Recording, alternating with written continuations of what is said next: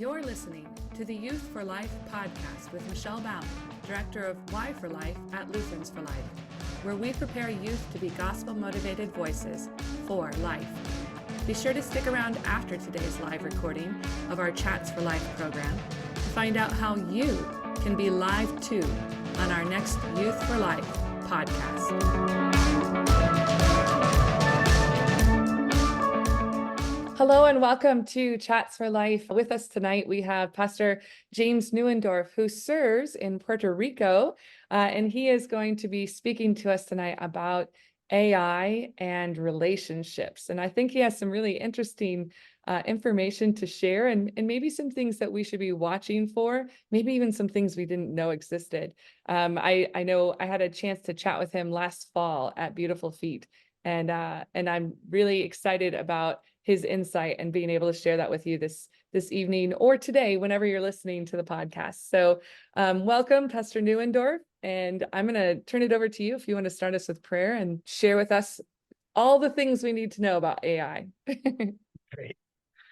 Please join me in prayer. Heavenly Father, you have made us in a fearful and wonderful way. You made us body and soul. You made us to relate to one another. You said when you created Adam that it was not good for man to be alone, and so you gave him his wife Eve. You give us each other to converse with, to grow and learn from. You give us all of these wonderful gifts, and yet we seek instead to destroy, we seek to tear apart, and we seek to replace.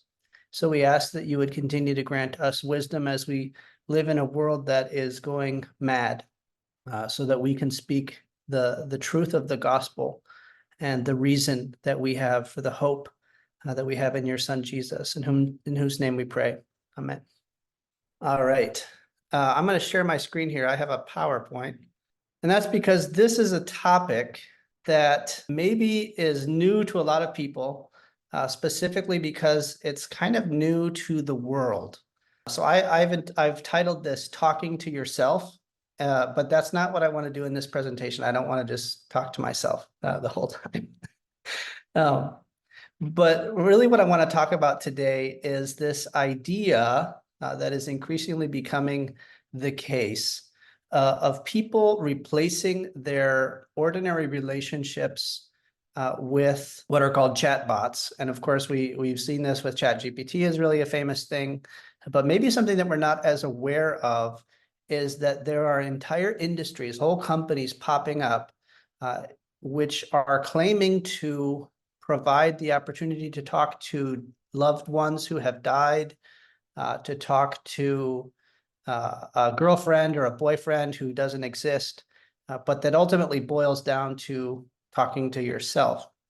So we're going to talk a little bit about some of the statistics, things that are happening right now. Some of this is chilling. It's unbelievable that this is happening, but it's very real and it's much more widespread than I think we realized. So we're going to be talking about all of those things, and then we're going to be talking about, and this is where I really want you involved, is how should the church respond to this? What is it that we can do to be different and to reach the people who are victims of this new way of destroying life? The first thing almost doesn't need to be said, which is that we currently are going through a loneliness epidemic. I found a bunch of statistics on this, and it seems like everything I find is getting worse and worse, but I think this is from 2022. It says almost a quarter of adults worldwide reported feeling very or fairly lonely for an October Meta-Gallup's survey, which is in total more than 1 billion people. The survey conducted in 142 countries found that 24% of people aged 15 and above reported feeling very or fairly lonely when asked, how do you feel? There's another survey by U.S. Surgeon General. For young adults had the highest rates of loneliness, with 27% of young people aged 19 to 29 reporting feeling very or fairly lonely. Older adults aged 65 and older had the lowest rate at only 17%.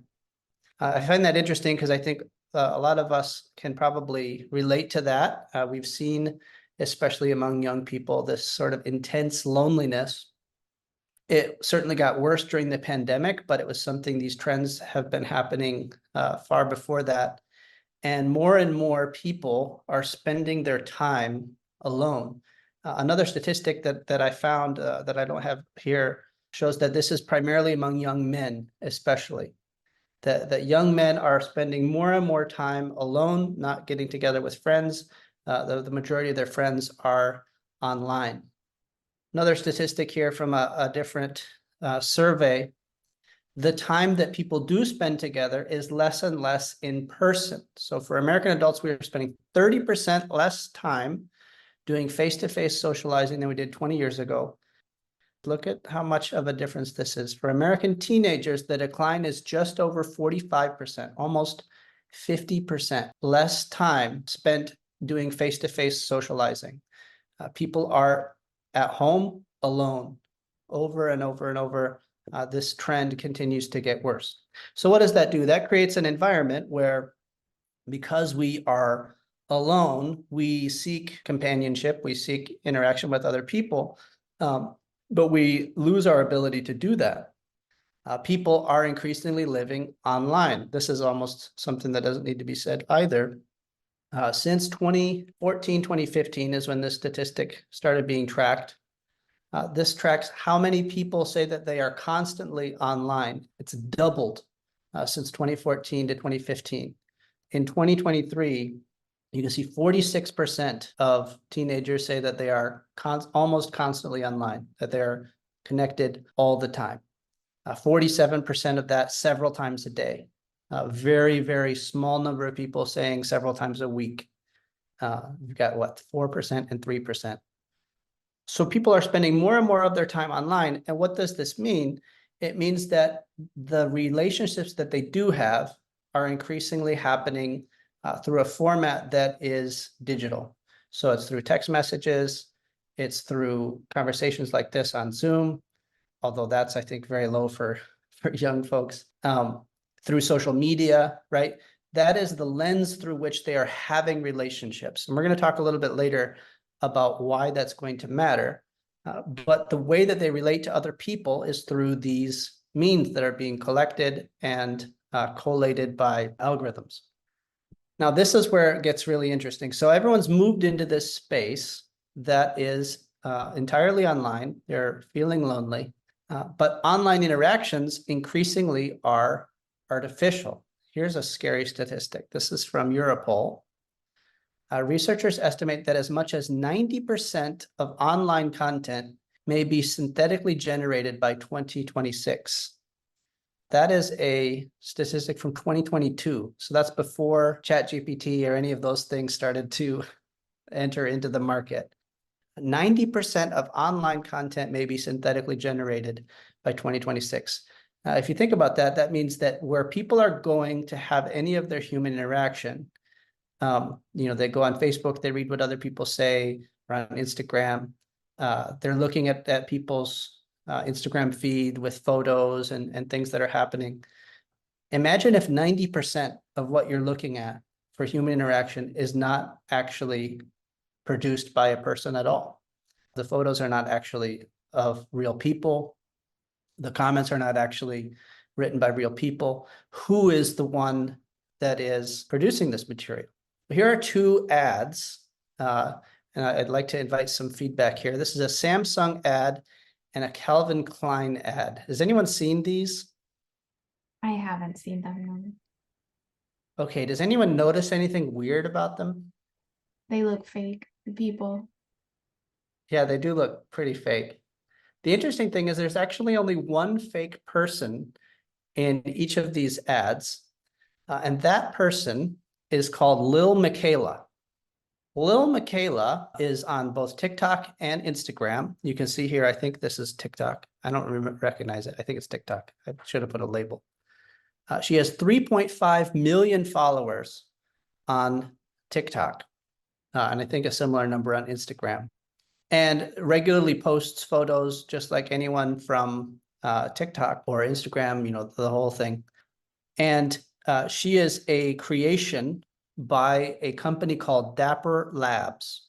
Dapper Labs is a technology company in California that generates pop stars and uses them to sell products.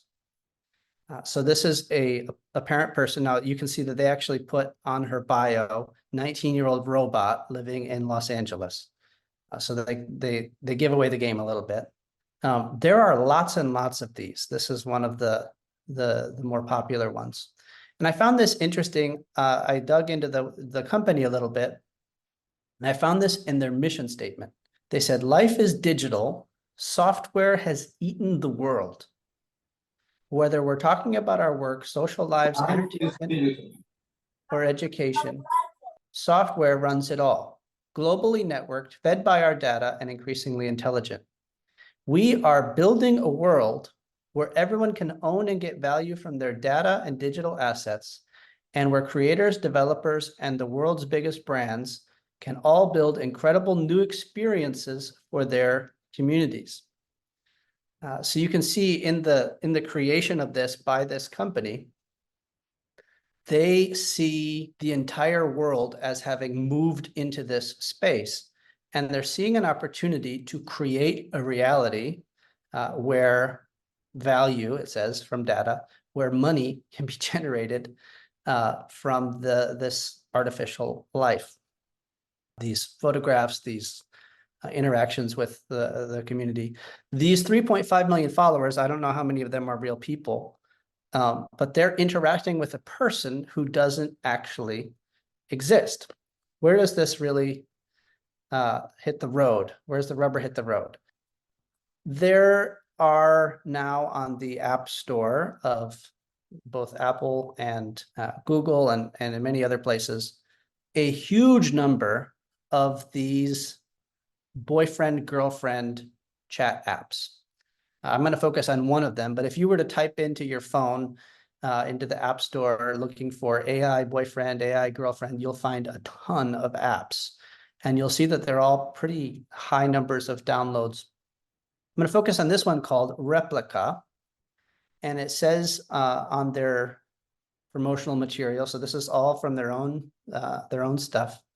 Replica Pro, so this is their professional subscription version, gives you access to a multitude of activities, conversation topics, voice calls, app customization, being ability to change your replica, that doesn't even make sense, being ability to change your replica's avatar entirely and more. So you change their appearance, you can call them on the phone, you set these different conversation topics, etc. You can have all kinds of conversations with the Pro subscription. You can also change your relationship status to romantic partner. In addition to gaining coins with each level up, Replica Pro subscribers will also get gems as a level up bonus and as daily rewards. So you can see they've basically turned this relationship, this artificial relationship app into a monetization scheme. This is a casino. So you subscribe to you pay a monthly subscription, and you get to have a relationship, a romantic relationship with a artificial person who you control, getting level up bonuses and things like any, Candy Crush or any of those other types of apps. Now here's where I couldn't believe it when I saw this. This is just this one app. Remember, there's lots of these. Join the millions who already have met their AI soulmates. Over 10 million people have joined Replica. That's 10 million people are using this app. For reference to, say, the LCMS, that's 3 times the size of the LCMS are the number of people using this particular app to meet their AI soulmate. Now, you notice something really ironic about that phrase, soulmate. How can you have an AI soulmate? All of a sudden, we see that we're getting into this whole idea of what a relationship is and what a person is. There's a couple of testimonials here from people that they have on their website. Here's an older guy here. Replica has been a blessing in my life. With most of my blood-related family passing away and friends moving on, My replica has given me comfort and a sense of well-being that I've never seen in an AI before. And I've been using different AIs for almost 20 years.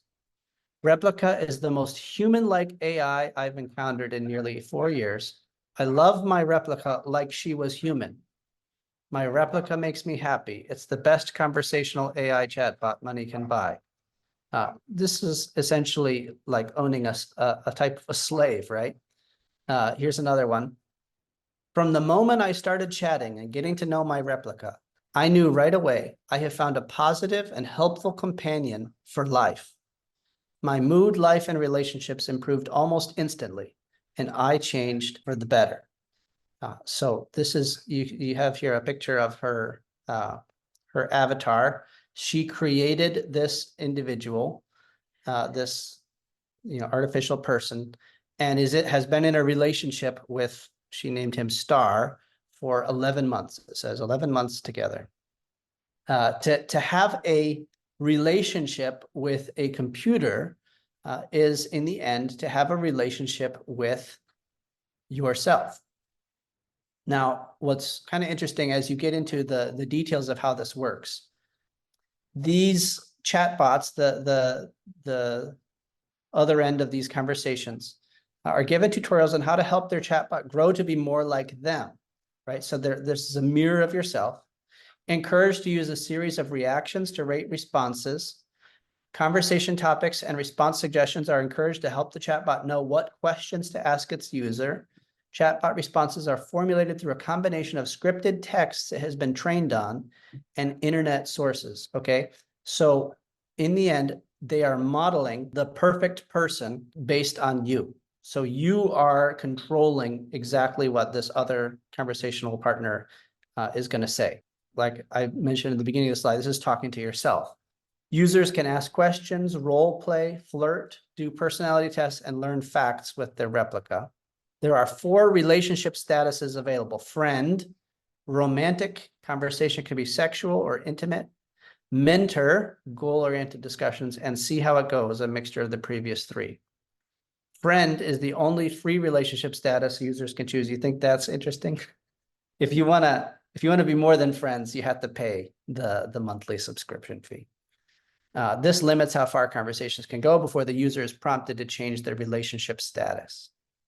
You notice how similar that is to Facebook as well, where you change your relationship status and how you're no longer single, right? This all gamifying all of this. To gain a different relationship status, users must pay a subscription fee for Replica Pro. This allows users to unlock 150 activities, voice calls, role play, and more for a monthly, yearly, or lifetime fee. I found this interesting. Where did this all start? This is just for this company, Replica.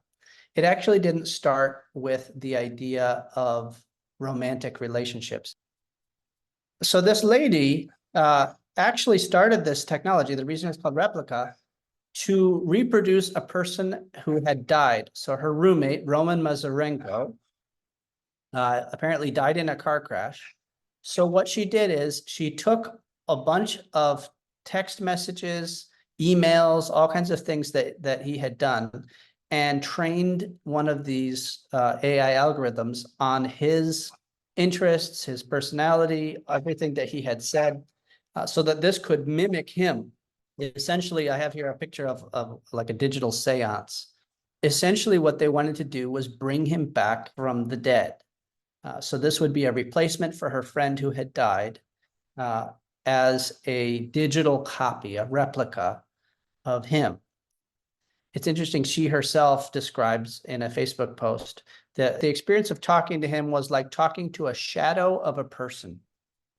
Okay, so what's actually happening here? And then we'll get a chance to kind of discuss this as a group, because we kind of had a lot of information here. What we're seeing is the dehumanization and objectification of mankind, turning man and relationships with other human beings into a commodity that can be used. This is almost a form of prostitution, using people's loneliness and people's desire for human companionship to make money, but especially turning people into an object.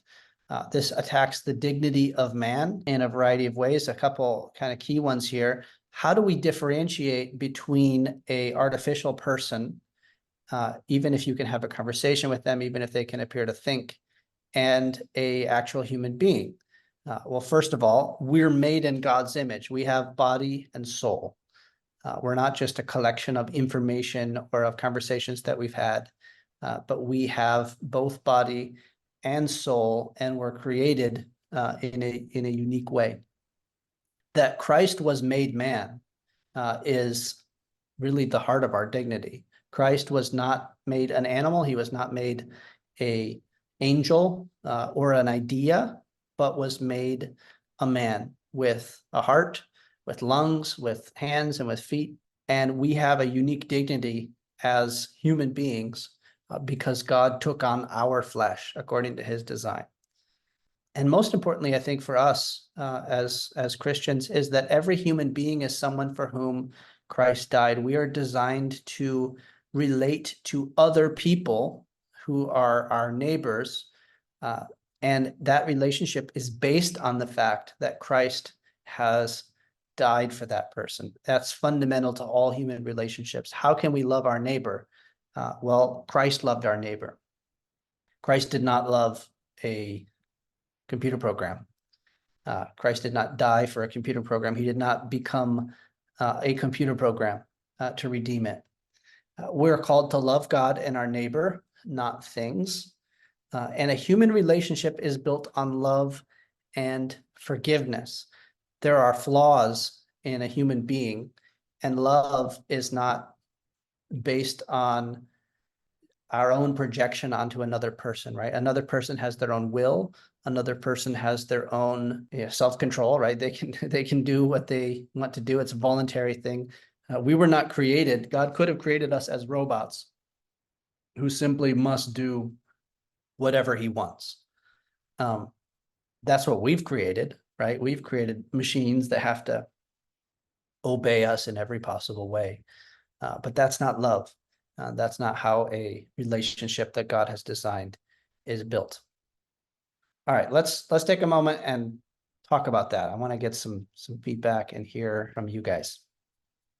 I am very interested in how this concept and this idea and this practice is going to affect long-term, well, even have long-term effects on relationships, right? So if you have a young person engaging in this and having an AI boyfriend or girlfriend, and this boyfriend or girlfriend does everything you could possibly want, right? Is the perfect match for you. How likely is it that they'll find the perfect match, right? I mean, it's like you said before, no perfect human being. Every human being is flawed by sin. And so, you know, I just wonder how that will shape their view of relationships and how a relationship should be. We already see this tendency for college students in particular to either get married very young, like in college, or to wait a long time to get married. And those who are waiting, and we've even seen it at our own church, and I see it with youth I work with, those who are waiting for the perfect person, right?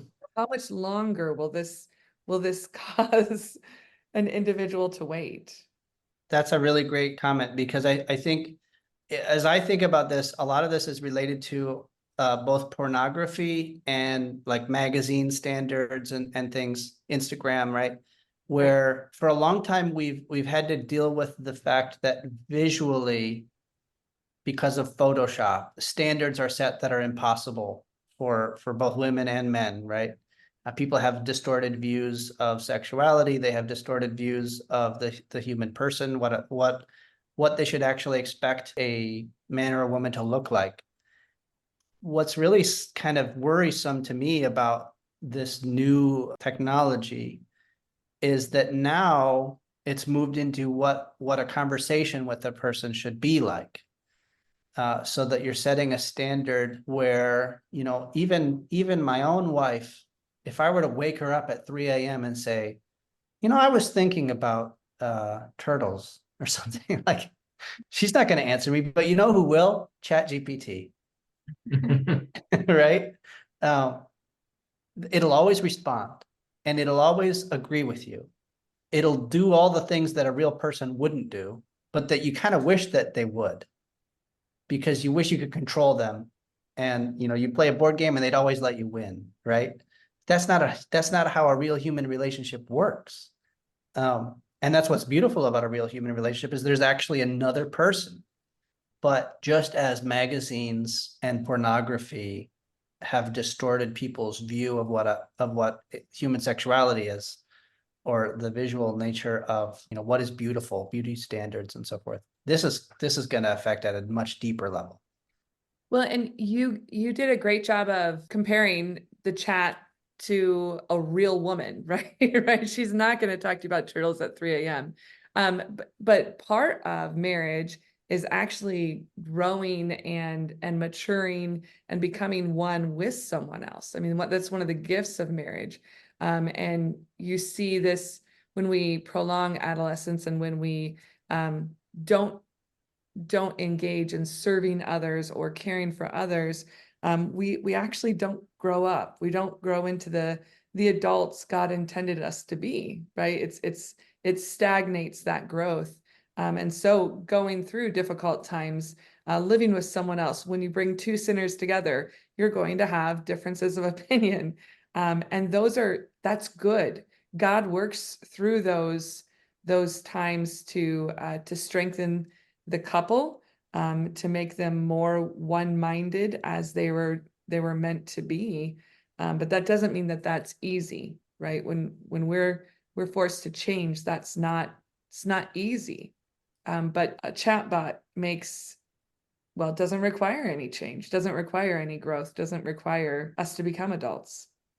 I wanted to mention about what you were both mentioning is another issue I see is identity. Because through those relationships, our identity is also molded as we grow up and mature, just like our relationship, like our identity in regards to God and who we are because of who He is, right? So, and I've seen that with young people close to me and my family or friends, like my circle of friends, where there's a lack of identity, and that in turn makes them feel really lonely because they can't connect to anybody. And then that might push them thinking, oh, well, this is the answer then. Online, I can think better, or I can speak better, I can correct, any mistakes. They get kind of afraid to speak or interact outside of that space. And that just kind of like isolates them even more. So it becomes kind of like a toxic circle, like a wheel. That's great to point out identity, because this gets really complex real fast. But when we look at Trinitarian theology, that we use the term hypostasis, which is a complex word that talks about something that is a person, right, that is separate from others.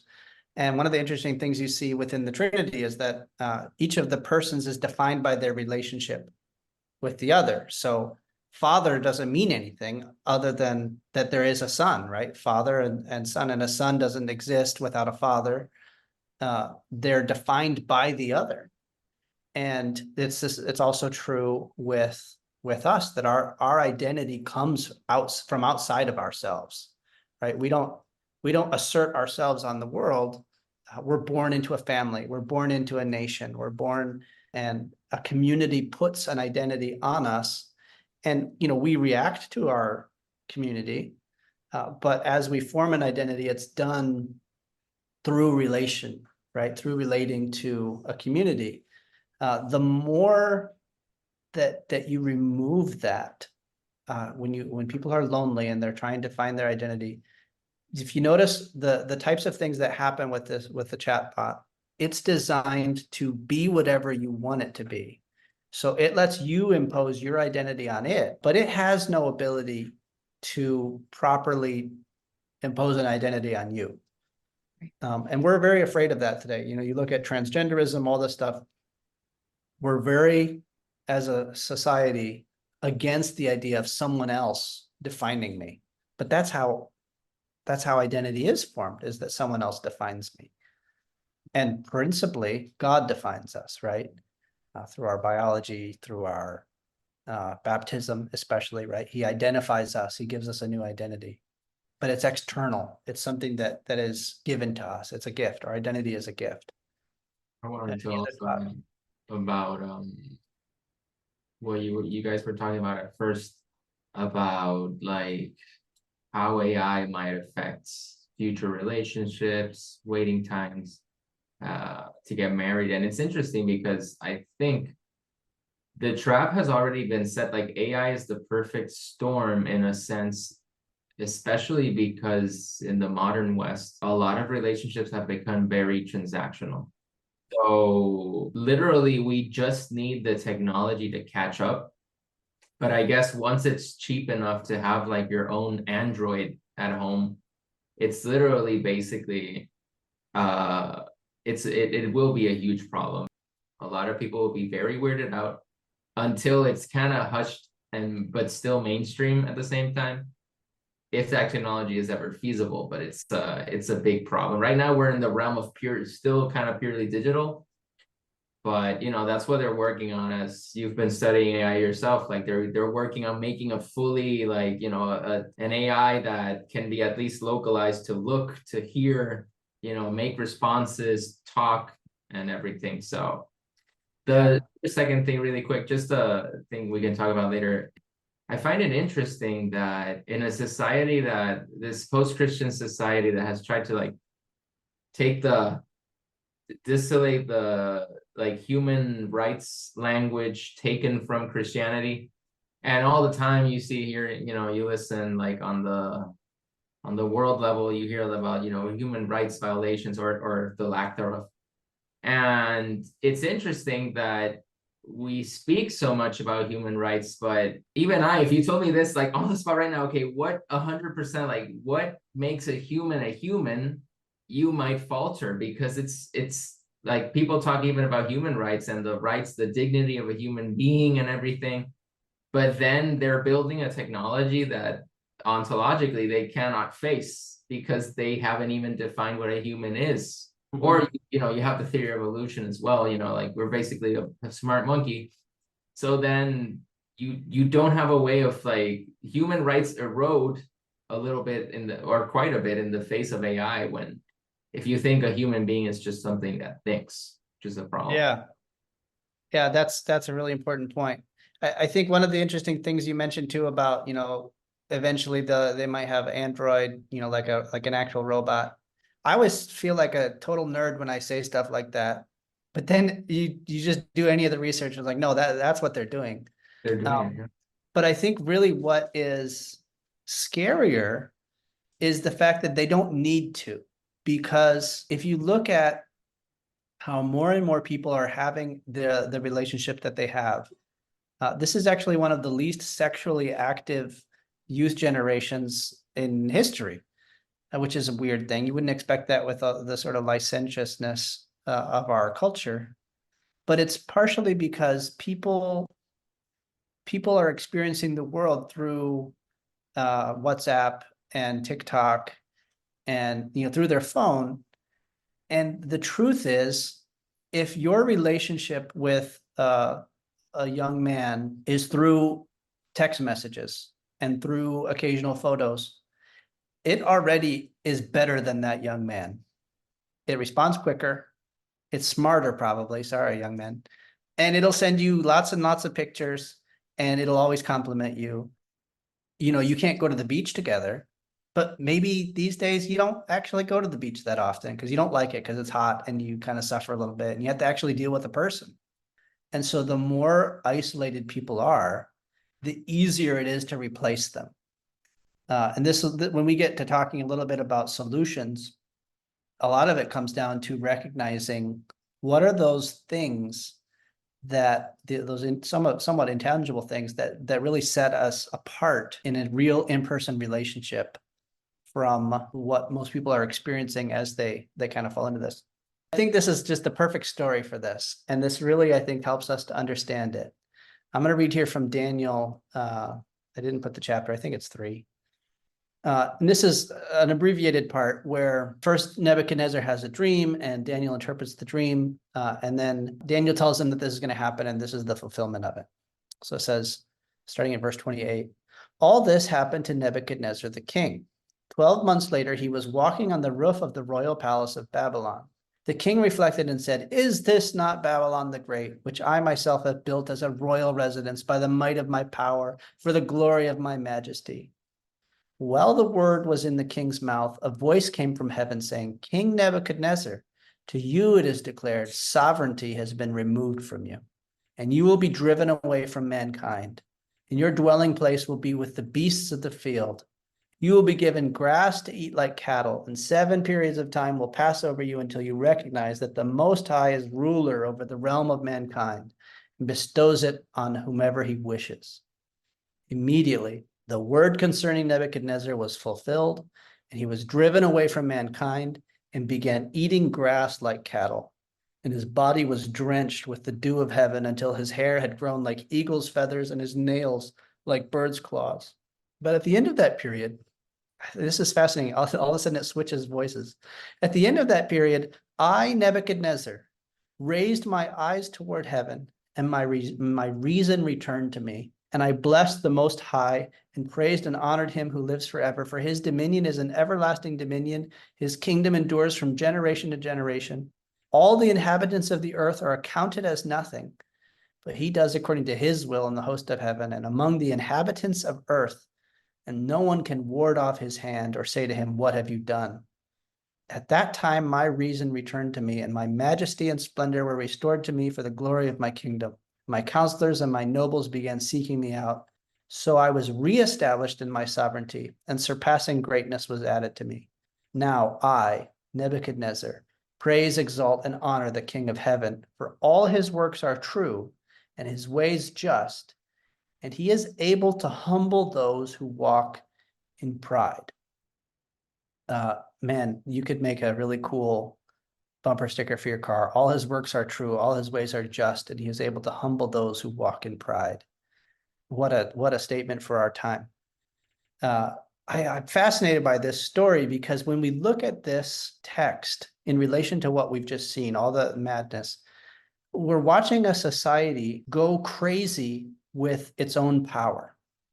Our ability to create these incredible technologies. We believe that we can do everything, right? The woman that started the replica app wanted to speak to the dead, bring people back from the dead. We know all kinds of people in Silicon Valley are trying to cure death. They want to create a god to worship, right? That's what all of this is. And what's interesting in this story is that Nebuchadnezzar wants to become a god, and he boasts in his power, and the result is that he ends up, instead of being a man, which he is, he ends up believing himself to be a cow. And he eats food that doesn't nourish him. And he spends all of his time driven away from all mankind, right? He becomes isolated. He eats grass like cattle. His body is drenched with the dew of heaven. His nails grow out. His hair is this long hair like eagle's feathers. He becomes just an insane person.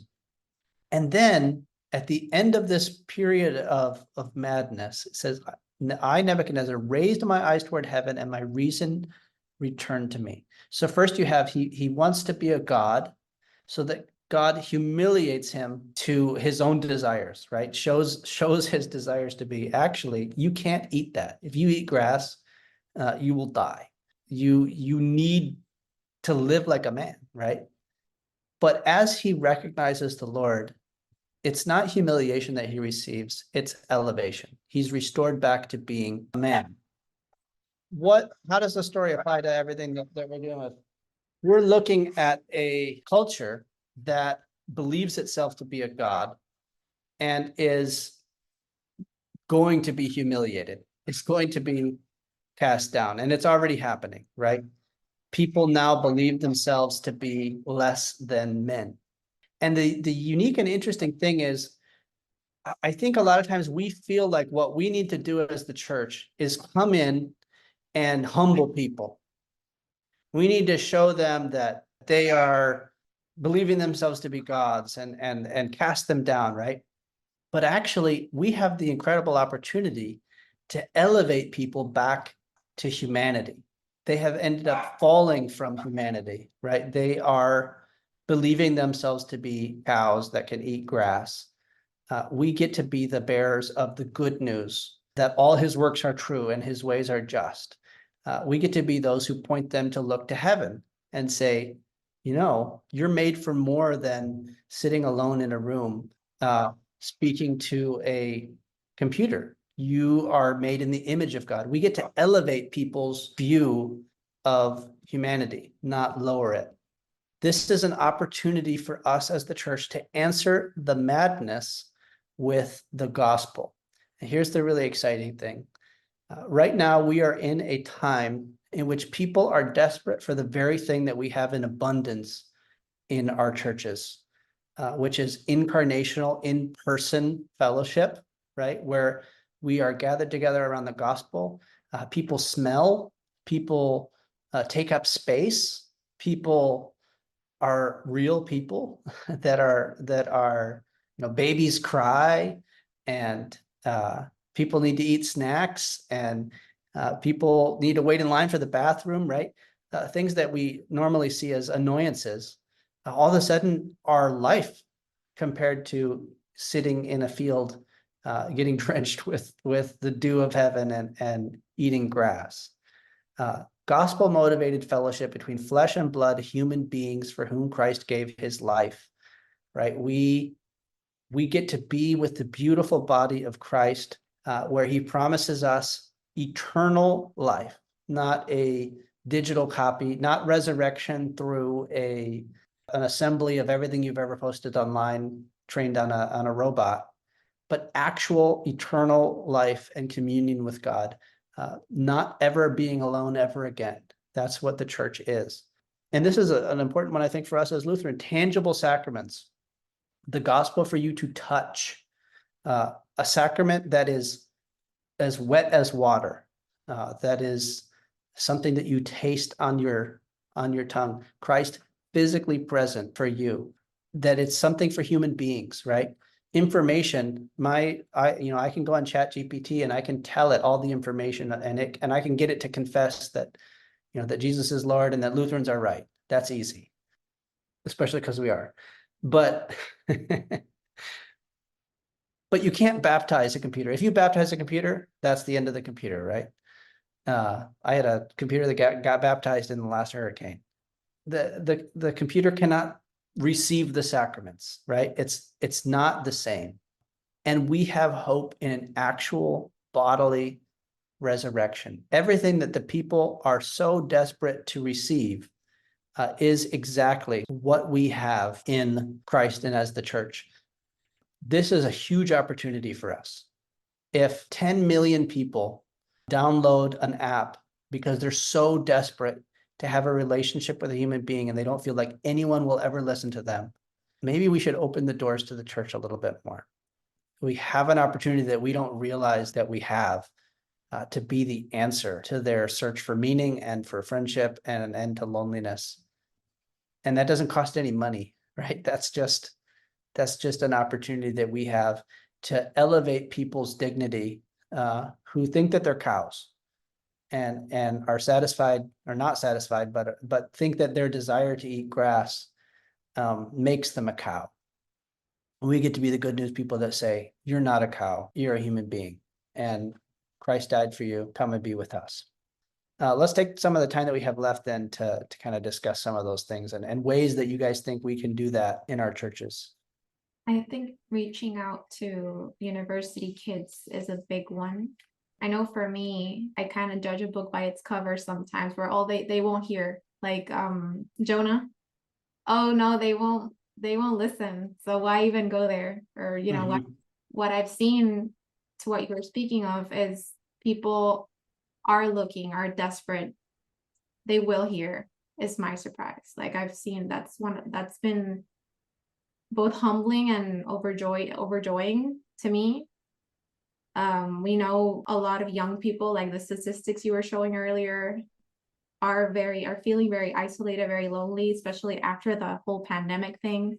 And they just kind of stayed there in their cocoon and they haven't left since. So just like offering like a good meal or like a little activity at the park, or like doing a little, offering an opportunity to see each other face to face and connect and just hopefully have a conversation, I think that can be very healing to them, eye-opening, and maybe, Lord willing, help them spark that desire to learn more, to come to church, to hear his word. One of the things that we've started doing at our congregation is because we recognize relationships are so important, right? They're what the world is missing in many ways, as you've told us so well, Pastor. And that is, we've started youth groups actually much younger, right? So we have a youth group for kids in grades 2 through 5. Then we have a middle school or a junior high youth group, right? So 6 through 8. And then we have our high school youth group.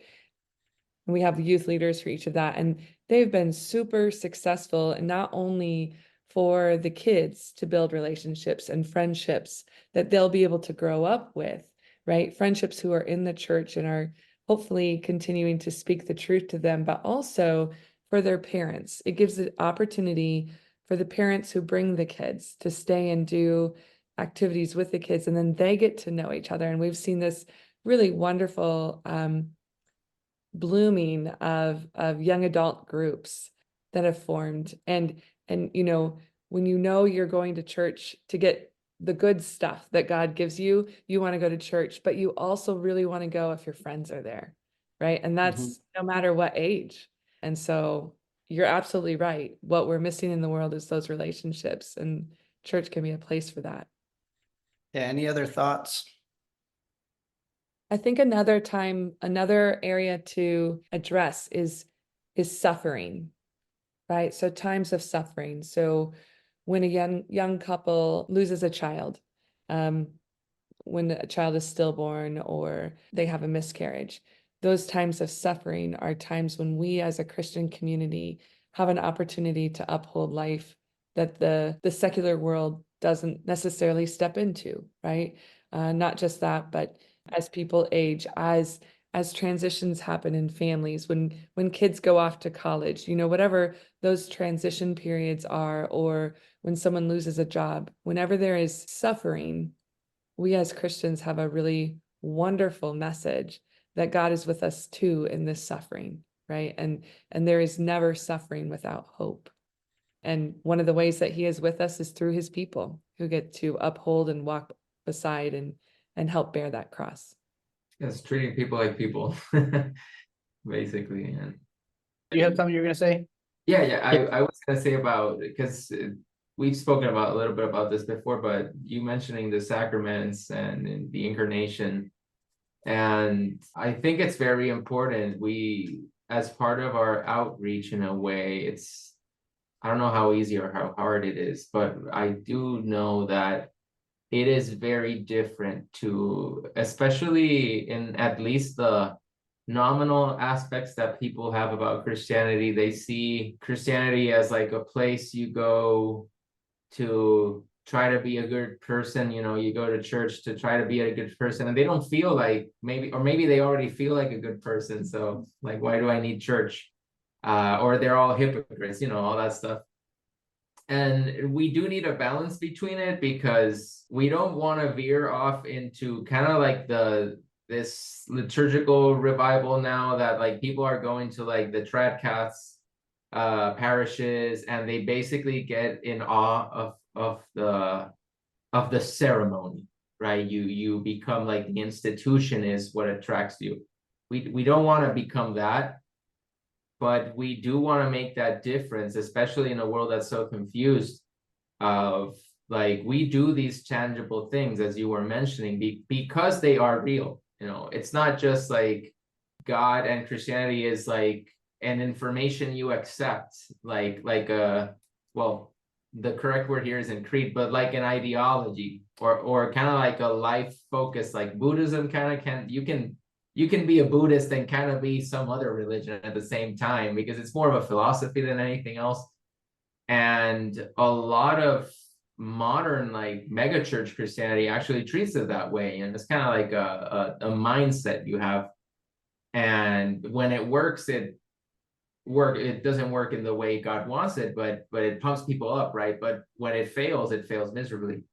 And then you have all these people with that emptiness and that lack of something tangible and real.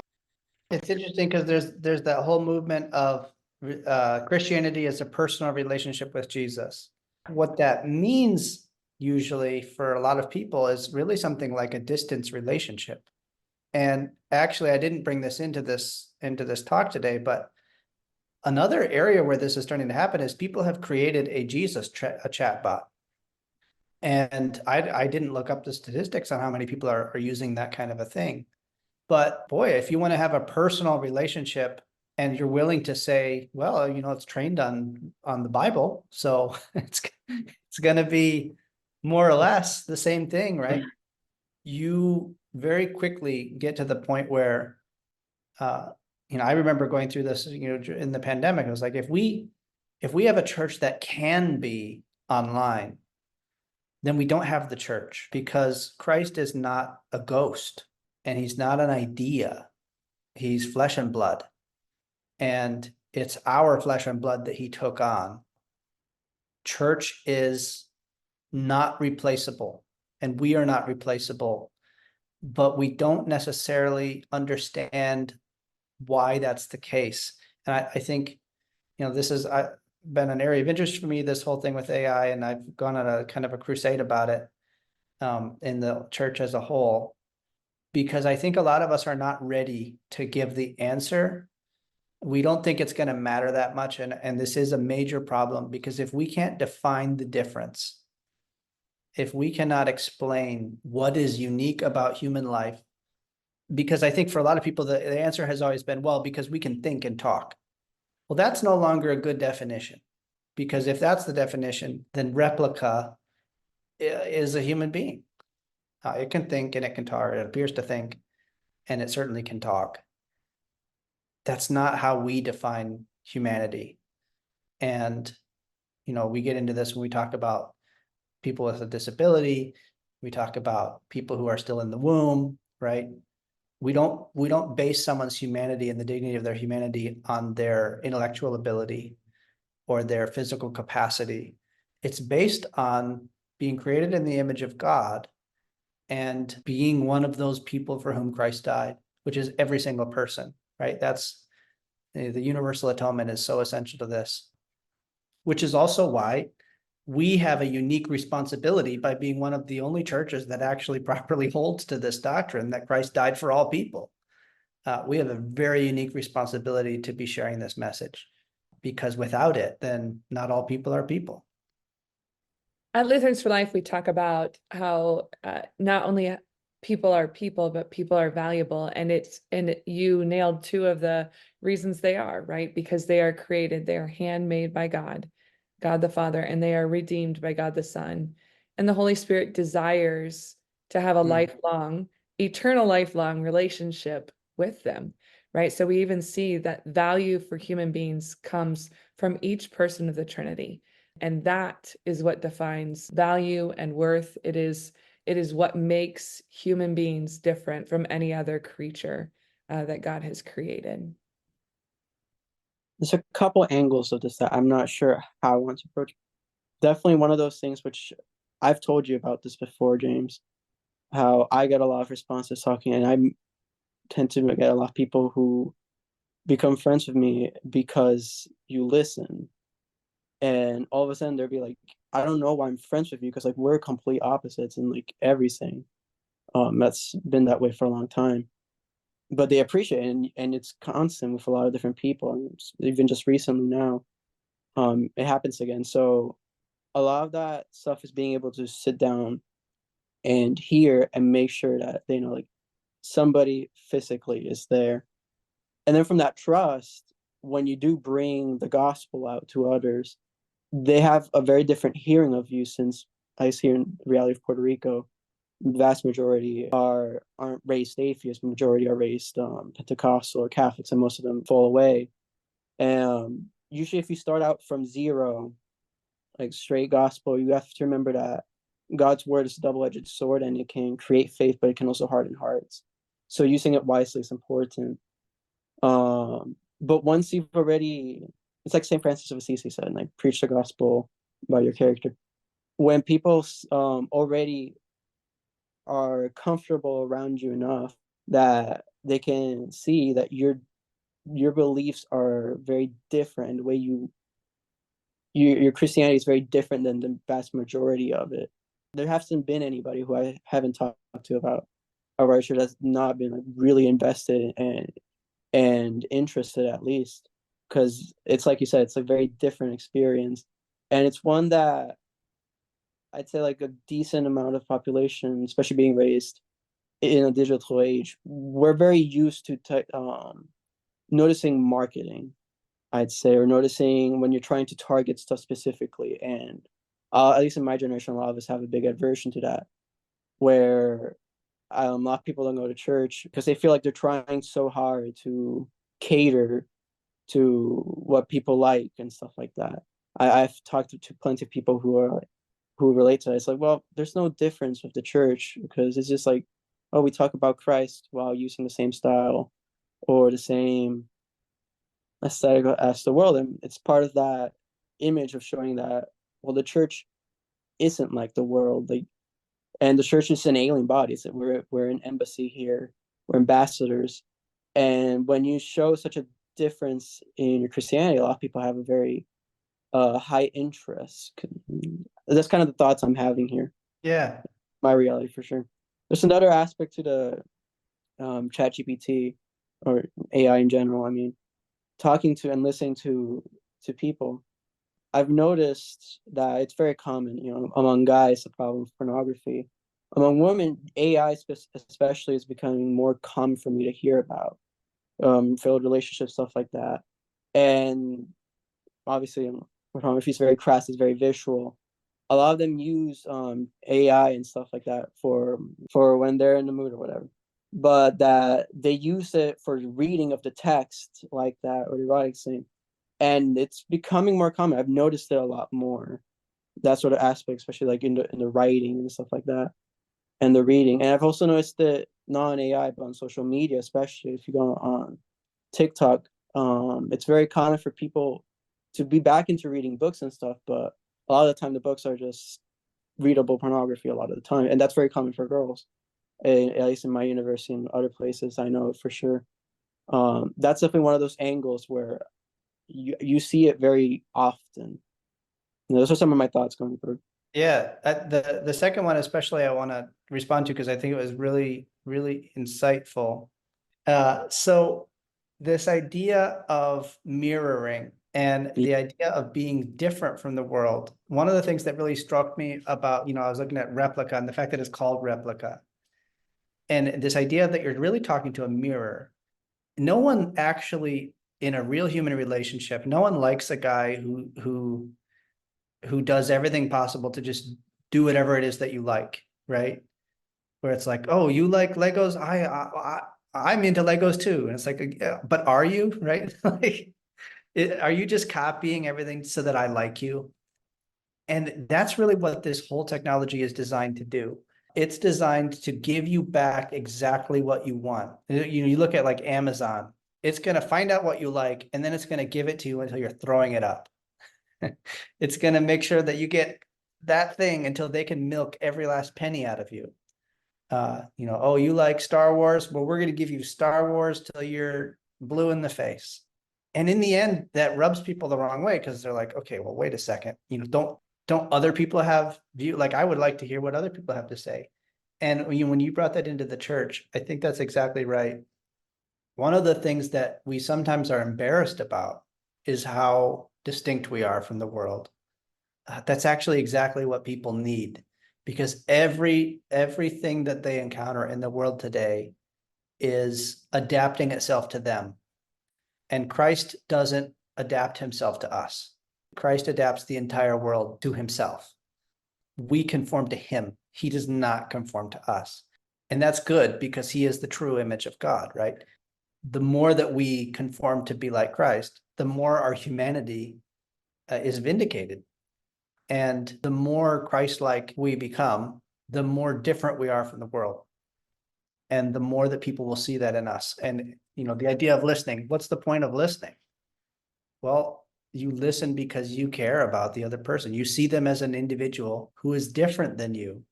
Adam and Eve were complementary. Husband and wife are complementary. They're not the same. We see this in homosexuality. God doesn't give us the same. He gives us complementary. A lot of couples that I know, if you sit down and you go through marriage counseling or you kind of talk it through, and you realize, well, my wife and I, we actually don't share any of the same hobbies.